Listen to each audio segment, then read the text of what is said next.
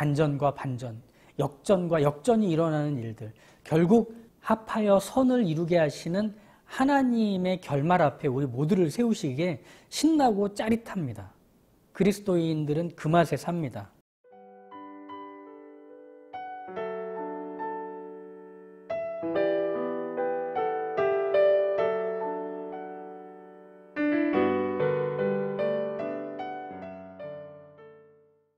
감옥에서 탈출한 베드로는 마가라 하는 요한의 어머니인 마리아의 집에 도착합니다.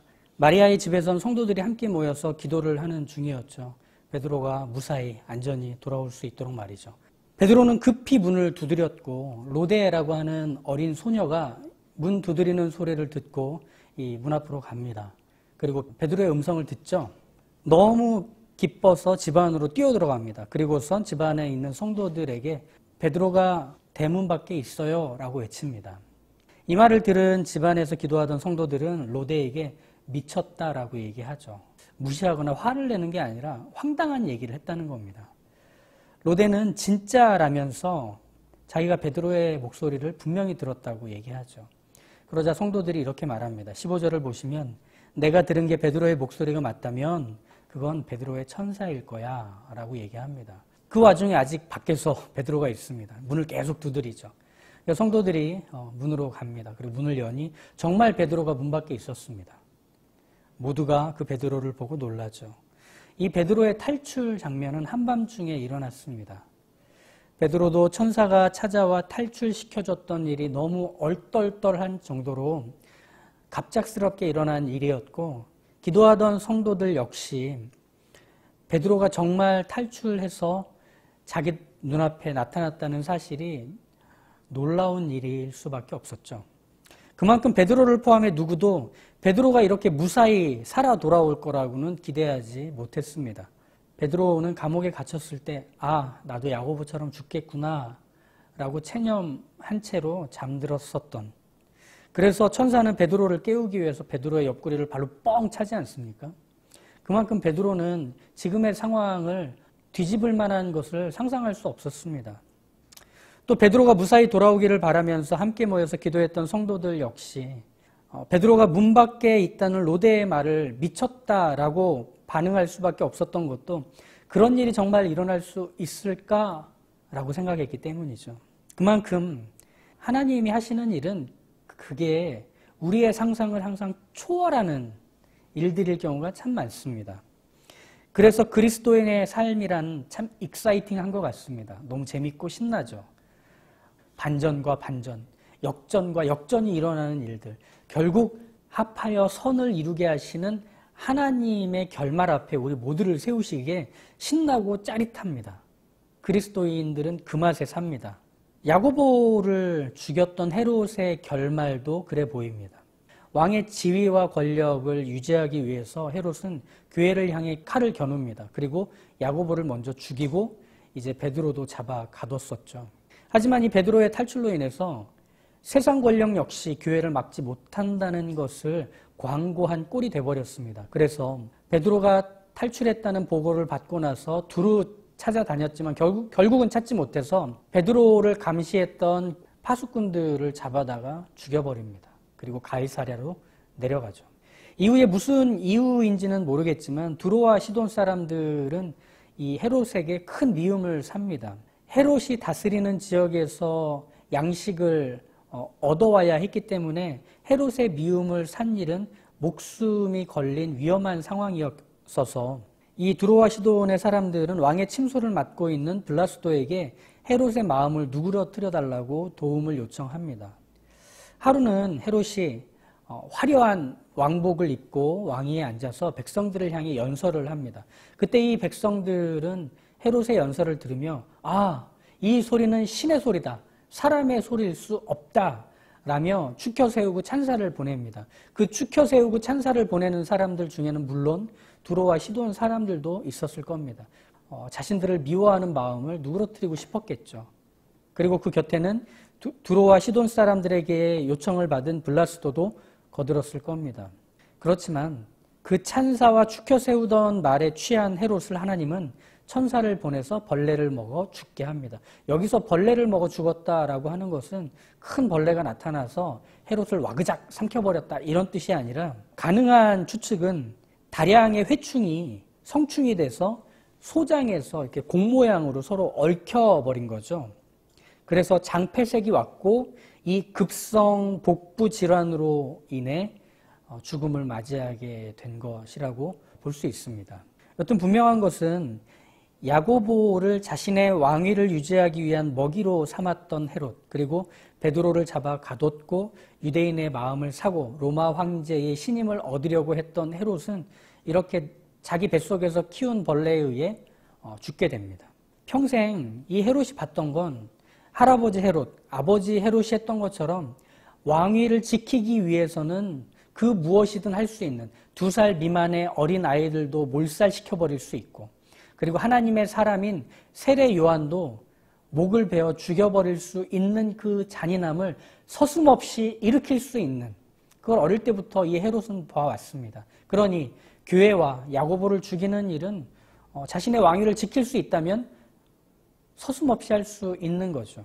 베드로가 탈출한 일에 대해서 경비병들까지 모두 신문하고 죽인 건 역시 날카롭게 자기를 지키기 위해서 그 경비병들, 파수꾼들을 죽일 수가 있었던 겁니다.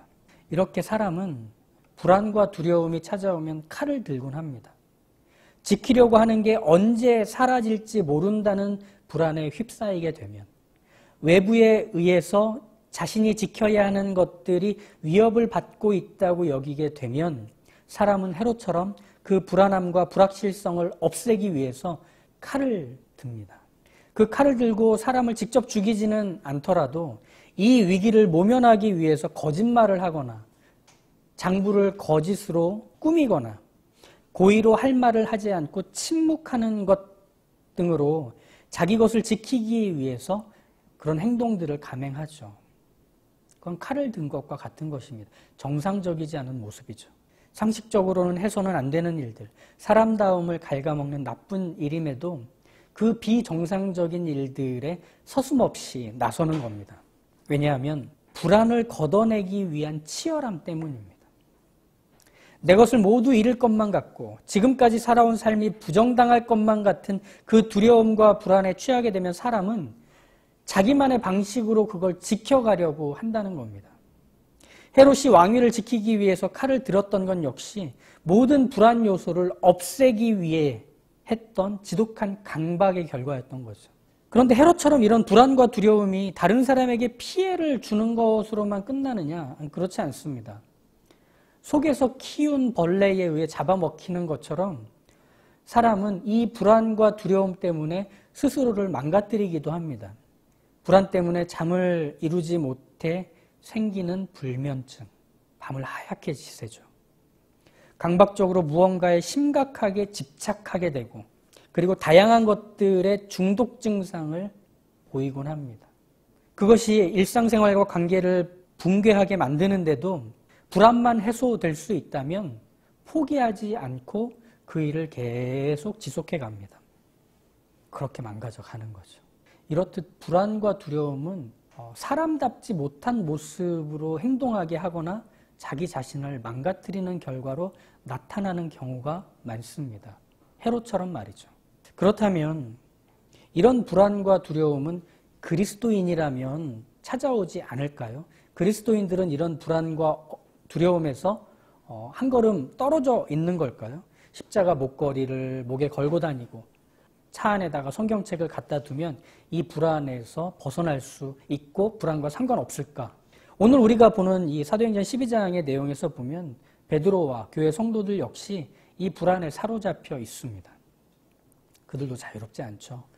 베드로도 감옥에서 죽겠구나 싶어서 체념한 듯 잠을 자다가 천사가 옆구리를 바로 뻥 차서 깼습니다. 베드로는 자기가 정말 죽는 줄 알았습니다. 하나님의 일을 하고 주의 복음을 증거하는 사도였지만 그도 죽음 앞에서는 뭘 어떻게 해야 될지 모르고 그 불안과 두려움에 밤을 보내야 했습니다. 교회 성도들 역시 베드로의 생명과 안전을 위해 기도했지만 정말 베드로가 살아서 돌아올 것이라는 기대가 현실이 될 때는 받아들이기 어려워했습니다. 하나님을 믿기는 하지만 사실은 헤롯의 손에서 정말 살아남을 수 있겠어?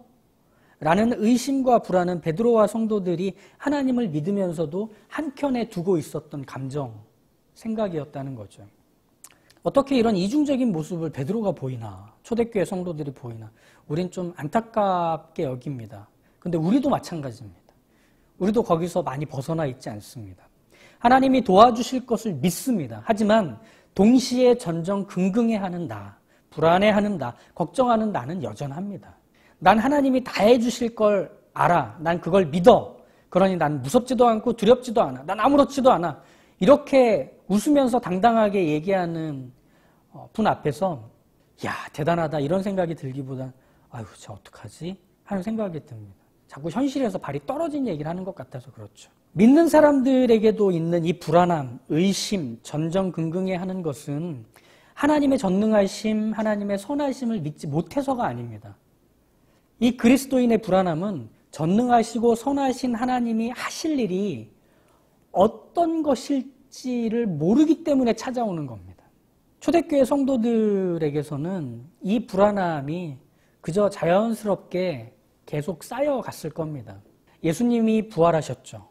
그리고 40일 동안 함께 계시다가 하늘로 올라가십니다. 예루살렘에 모여서 기도할 때 성령이 120명의 성도들에게 임하자 방언으로 복음을 전하게 하십니다. 성전 미문에 하반신 불구 한 자를 잡아 일으켜 정상으로 만들게 하십니다. 스데반이 유대인들에게 복음을 전하다가 돌에 맞아 죽게 하시고 도망쳤던 곳에서 복음을 전하는 성도들의 모습, 그리고 이방인에게까지 복음을 전해서 드디어 안디옥에 교회가 세워지기까지 하나님의 일하시는 방식은 예측 불가능합니다. 이걸 초대교회가 계속 겪어온 거예요. 그렇기 때문에 매 순간 초대교회는 편안할 새가 없는 겁니다. 매 순간 벌어지는 일들 속에서 그러면 하나님은 이 다음은 어떻게 하시려는 걸까? 라고 물을 수밖에 없는 거죠.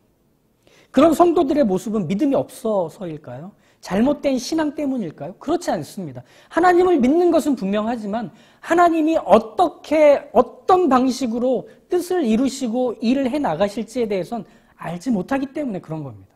하나님을 알고 믿지만 다만 하나님이 하실 일들, 하나님의 이끄심을 내가 다 따르고 이해하고 동의하기엔 나는 작기 때문이죠. 하나님을 다른 신과 한번 비교를 해볼까요? 우리가 성경에서 많이 봤던 가나안 땅에 주신 바알과 아세라를 한번 떠올려 보시죠.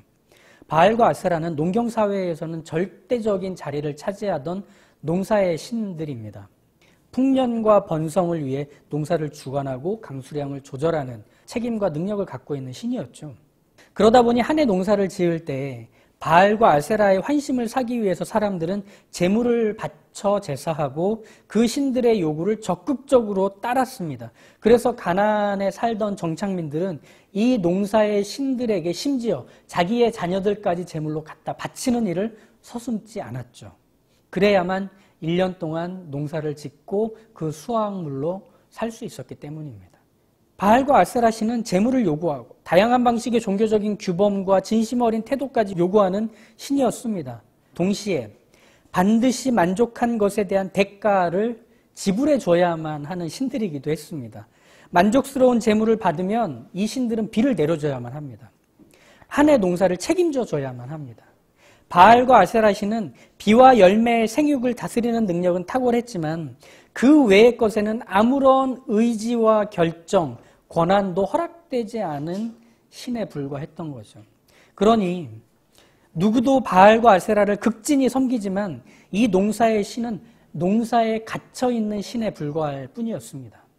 여기서 하나님과 바알과 아세라의 차이가 나타납니다. 무엇이냐면 바알과 아세라는 제한되고 갇히는 신이었지만 하나님은 자유로우신 분이시라는 겁니다. 바알과 아세라가 농사에 관해서는 전문가라면 하나님은 창조주이시기 때문이죠. 농사기술과 작물이 자라는 원리, 우주의 한결같은 움직임과 사람의 몸에 작동하는 방식까지 모든 걸 하나님이 손수 창조하셨기 때문입니다. 창조에 대해서 하나님은 누구의 도움이나 누구의 요청에 의해서 하신 일이 아니라 자유롭게 하나님은 창조를 이루셨습니다. 농사에 대한 전문가는 농사 안에 갇혀버리지만 창조주는 창조 안에 갇히는 것이 아니라 창조 밖에서 이루십니다. 누가 더 크겠습니까? 그런 점에서 하나님은 모든 일을 똑같이 해내시는 분이 아니라 자유롭게 어떤 일을 하시는 분으로 성경에서 소개합니다. 사랑할 자를 사랑하시는 하나님이십니다. 비를 내려주시거나 가뭄을 주실 수 있는 하나님이십니다. 기도하는 사람의 요구를 당장 들어주시기도 하지만 동시에 나중에 들어주시거나 반대로 들어주시거나 침묵하시기도 하시는 하나님이시라는 겁니다. 우리는 하나님을 다 이해할 수 없습니다. 우리가 갖고 있는 사고와 경험과 그리고 우리의 눈 안으로 들어오는 모든 정보들을 통해서 하나님을 알 수 있다고 생각하는 것은 오만함일 뿐입니다.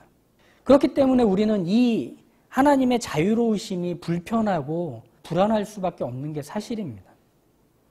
선하신 하나님이 도와주실 것은 믿지만 그 하나님이 하시는 방법과 과정이 두렵고 불안한 것도 여전히 사실이기 때문이죠. 하나님이 하나님 뜻대로, 하나님 맘대로 하시는데 그게 얼마나 우리에게 있어서 불확실합니까? 감옥의 베드로처럼, 마가 요한의 집에서 기도하던 성도들처럼 정말로 하나님이 베드로를 무사히 감옥에서 나올 수 있게 해주실까?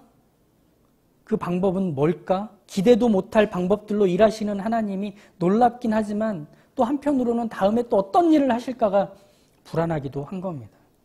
하지만 이 하나님의 자유로우심을 불편하고 불안하게 반응하는 것을 우리가 뭔가 잘못한 거라고 생각하지 않으셔도 됩니다. 하나님은 하나님의 일을 하나님답게 하십니다. 24절을 보시면 하나님의 말씀은 흥왕하더라. 이 말은 하나님의 말씀이 가득 차서 흘러넘쳤다라는 뜻도 되고 하나님의 말씀이 멈춤 없이 계속 열매를 맺었다라는 뜻도 됩니다. 하나님의 말씀이 차고 넘친다는 건 구약의 백성들이 늘 바래왔던 현실입니다. 왜냐하면 구약의 백성들은 하나님의 말씀은 사람의 인생의 길이고 길을 비추는 빛이라고 믿었기 때문이죠. 또 하나님의 말씀은 사람이 살아야 할 이유와 회복의 약속이라고 믿어서였습니다.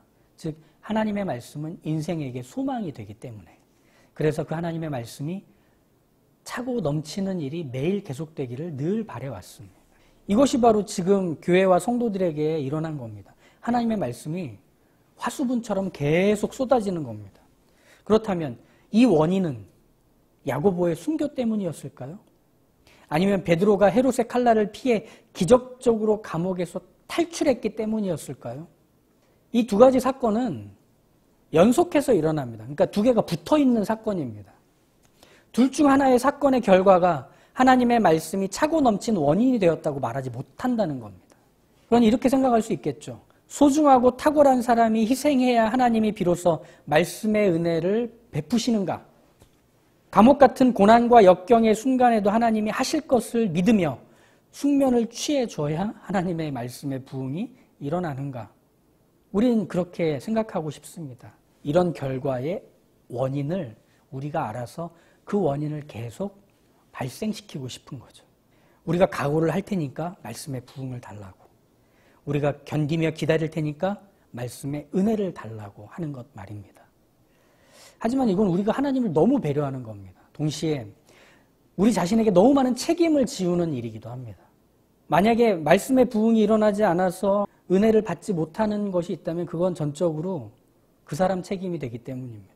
하나님은 주시고 싶으신데 각오가 보이지 않아서 오래 참고 견디질 못해서 그런 은혜가 찾아오지 않은 것처럼 생각하는 거죠. 이렇게 하면 하나님 일 하시기에는 정말 하나님 편하실 겁니다. 다 책임이 사람한테 돌아가니까 말이죠. 하지만 하나님은 원인과 결과를 모두 책임지시는 전능하신 하나님이십니다. 그 책임을 사람에게 떠넘기시고 본인은 편애하지 않으신다는 겁니다. 책임질 필요가 없도록 배려받는 신들은 우리 주변에 너무 많습니다. 점을 보러 가보면 우리의 앞날을 예측해주는 그 신들린 사람들 앞에 서 보면 모든 게 다 내 책임입니다. 그리고 잘 되면 그 신들이 잘해서 한 일이라고 받아냅니다. 하나님은 그렇게 안 하세요. 사람에게 그 원인을 발생시키라고 하지 않으십니다. 엘리야가 바알과 아세라를 섬기는 850명의 제사장, 선지자 그룹과 대결을 펼치는 갈멜산의 장면에서 오전 내내 850명은 하늘을 향해 외치고 또 외쳤습니다. 송아지를 제물 삼고 비를 내려달라고 바알과 아세라에게 외치고 또 외쳤죠. 하지만 정오가 됐어도 비는 내리지 않습니다. 그때 엘리야는 이 850명을 향해 이렇게 말합니다. 정오에 이르러는 엘리야가 그들을 조롱하여 이르되 큰 소리로 부르라. 그는 신인즉 묵상하고 있는지, 혹은 그가 잠깐 나갔는지, 혹은 그가 길을 행하는지, 혹은 그가 잠이 들어서 깨워야 할 것인지 하매, 이에 그들이 큰 소리로 부르고 그들의 규례를 따라 피가 흐르기까지 칼과 창으로 그들의 몸을 상하게 하더라. 엘리야의 이 비아냥은 하나님과 다른 신들과의 중요한 차이에 근거하고 있는 지적입니다. 보통의 신들은 다 인과에 물려 있습니다. 그래서 큰 소리로 불러야만 깨는 신들, 외출했다가 크게 외쳐야만 아이고 하고 찾아오는 신들이라는 거죠. 그러니까 이 850명은 더 큰 소리로 부르면서 자기 몸을 상처를 내며 피를 흘리기까지 그 신들에게 자기들 좀 봐달라고 하는 겁니다. 하지만 신들이 봐주지 않으면 그건 오롯이 자기의 책임이며 자기에게 남겨진 상처가 될 뿐입니다. 하나님은 그렇지 않습니다. 사람에게 책임을 떠넘기고 혼자 고고한 척 신인 양 하지 않으신다는 겁니다. 창조하신 존재들을 향해 최선을 다하시는 하나님이십니다. 죄와 죽음과 모든 악에 대해 하나님은 당신의 창조하신 것들을 빼앗기지 않으십니다. 처음 작정하신 원래의 모습을 복원하시고 깨진 관계를 다시 화목해 하시는 하나님은 전적인 책임자이십니다. 이 책임지시는 하나님은 그렇기 때문에 자유로운 하나님이실 수밖에 없습니다. 어떤 이유와 어떤 원인이 자극이 돼서 결과를 만들어내시는 하나님이 아니시기 때문입니다. 하나님이 무언가를 하셨다면 그건 전적으로 하나님의 자유로운 의지의 결과가 되는 거죠. 설령 그게 사람 편에서, 우리 믿는 사람들 편에서는 납득이 되지 않고 동의할 수 없는 일일 수는 있겠지만 책임을 지는 하나님은 거기에 계셔서 일하십니다. 그러니 기억하십시오. 불안함과 두려움이 생긴다고 너무 자신을 정죄하지 마십시오. 믿는 사람은 불안해하면 안 된다라며 자책하지도 마십시오. 그건 우리가 하나님이 아니라서 그런 겁니다. 그분이 하시는 일과 그분의 뜻을 한눈에 담아내지 못하고 한 크기를 이해하지 못하기 때문에 그 우리의 약함을 인정하면 됩니다. 하나님은 야고보의 순교와 베드로의 탈출에서 각기 다른 모습으로 일하지 않으셨습니까? 그게 어떻게 한눈으로 이해가 되겠느냐는 겁니다. 야고보를 헤롯의 칼에 죽임을 당하도록 두신 하나님이신데, 초자연적인 방법으로 베드로를 감옥에서 꺼내신 하나님이신데 우리가 그 하나님에 대해 어떻게 다 안다고 말할 수 있겠느냐는 겁니다. 그러니 우린 이렇게 여기면 됩니다. 불안이 찾아올 때, 두려움이 엄습할 때 하나님을 자꾸 우리가 이해하는 공시관으로 가두려 하지 말고 하나님께 물으면 됩니다. 하나님, 어떻게 해야 됩니까? 여기서 하나님은 어떤 일을 하고 계십니까? 하나님의 뜻과 계획은 무엇입니까? 하나님을 알게 해주십시오. 하나님이 누구신지 깨닫게 해주십시오. 그게 우리가 기도하는 시작입니다. 아침과 밤으로 두려움은 우리의 겉옷이 되어 우리를 감쌀 겁니다.